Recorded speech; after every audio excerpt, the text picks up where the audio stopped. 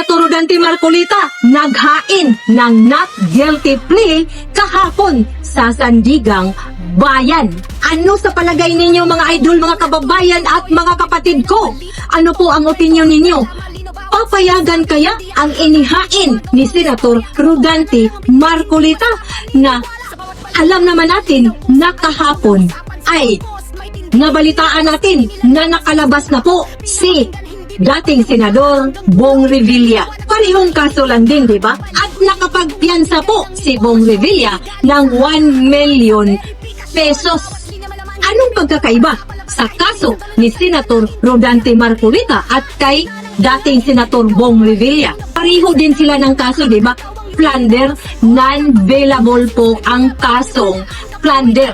Ang pagkakaiba lang ay si dating Senator Bong Revilla ay involved po sa di umano flood control projects anomalies, kaya kinakasuhan po siya ng plunder. Pero itong kay kapatid Senator Rodante Marcolita ay plunder din, pero hindi po ito involved sa napakalaking nakawan di umano sa flood control projects anomalies. Ano ba itong kaso ni Senator Rodante Marcolita? Tungkol lang naman ito sa binigay na donasyon noong tumakbo siya bilang senador. So hindi yun pera ng taong bayan, hindi yun pera sa gobyerno. Pero bakit plunder pa din ang kaniyang kaso? Anong pagkakaiba? Ang Sandigang Bayan mga idol ay sana ito po ang ating sandigan na doon tayo makakahanap sana ng hustisya. Pero bakit parang selective justice po ito?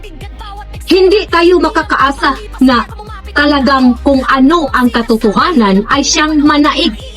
Na dapat si Senator Rodante Marcolita ay hindi ganyanin, hindi kakasuhan ng plunder dahil hindi po siya nagnakaw sa kaban ng bayan, kundi siya po ang taong naghahanap ng hustisya para managot ang mga tunay na involved sa nakawan sa flood control projects anomalies.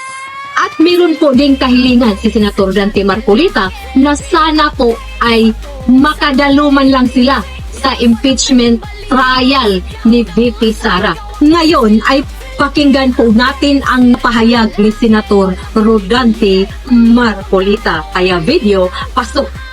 Kung paano katungkulan ng Senado na humanap sila ng paraan para kami, kahit sa ganitong kalagayan, makasali kami sa isang ongoing impeachment process.